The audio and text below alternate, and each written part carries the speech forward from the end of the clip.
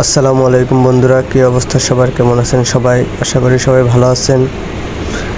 আজকের চট্টগ্রাম ইপিজেডের মেইন গেটে এই আন্দোলন, এটা ছিল শ্রমিক আন্দোলন, অর্থাৎ ফ্যাক্টরিতে শ্রমিকদের বেতন বোনাস কিছুই দেওয়া হয় না, ফ্যাক্টরিতে কোনো কাজ নেই, সেজন্য অবশ্য মালিকপক্ষ ফ্যাক্টরি বন্ধ করে দিয়েছে, কিন্তু শ্রমিকদের কোনো বেতন বোনাস বা পাওনা দিয়ে কোনো কিছু পরিশোধ করেনি।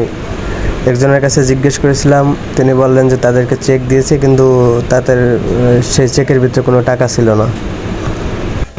আসলে এভাবে অনেক শ্রমিককে হয়রানি করা হয়। এই যে দেখুন, মানুষগুলো প্রতিনিয়ত কাজ করে কিন্তু মাস শেষে যদি বেতন না পায় তখন অবশ্য তাদের খারাপ লাগে, এবং মাস বাই মাস তাদের কোনো এখন কাজ নেই, চাকরি নেই, কোথাও কোনো নাই, কাজ নাই। তাদের শহরে খাওয়া দাওয়া প্লাস অন্যান্য আরও খরচ, কিন্তু দিন শেষে চাকরি না থাকলে সেগুলো বহন করা খুবই কষ্ট আসলে। সেজন্য তারা মূলত আন্দোলনটা করছে। আসলে আমি জানি না যে এই আন্দোলনের সার্থকতা কতটুকু হবে, তবে তাদের জন্য শুভকামনা। আসসালামু আলাইকুম।